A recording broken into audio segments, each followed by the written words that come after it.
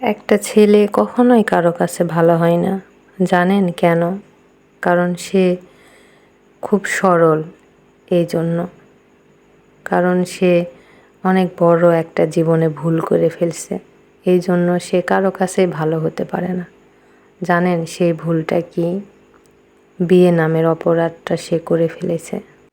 বিয়ের আগে একটা ছেলে হাজারো বাহিরে ভুল করুক, অপরাধ করুক, বাবা মা তাকে সাপোর্ট করে, কিন্তু কিন্তু কি জানেন, যখন সে বিয়ে নামের এই অপরাধটা করে ফেলে, তখনই হয়ে যায় ওই ছেলেটার একমাত্র সবচেয়ে বড় ভুল। ছেলেটা খুব সহজ সরল, ছেলেটা ভাবে যে আমি মা বাবা এবং আমার প্রিয় মানুষটাকে সবসময় ভালো রাখবো, কিন্তু হয় না। কেন জানেন? কারণ সে বিয়ে করেছে।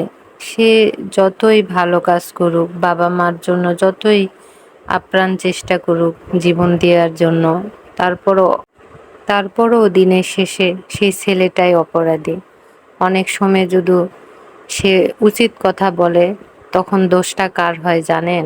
সেই অপর দিক মানুষটার, সেই বিয়ে করে আনা অন্যের বাড়ির মেয়েটার। সে বিনা দোষে দোষী হয়ে যায়। জানেন, তাদের ছেলে ভালো হোক খারাপ হোক, তাদের ছেলে নিজের জ্ঞানের থেকে যদি সে কোনো কাজ করে, তাদের মুখের উপর যদি কোনো উচিত কথা বলে, তারপরেও ছেলেটা দোষী, দোষীর সঙ্গে সেই মেয়েটাও দোষী বিনা দোষে। আসসালামু আলাইকুম। অনেক বগর বগর করলাম। কেমন আছেন আপনারা? এটা আমার ছেলের স্কুলের টিফিনের জন্য। সবাই ভালো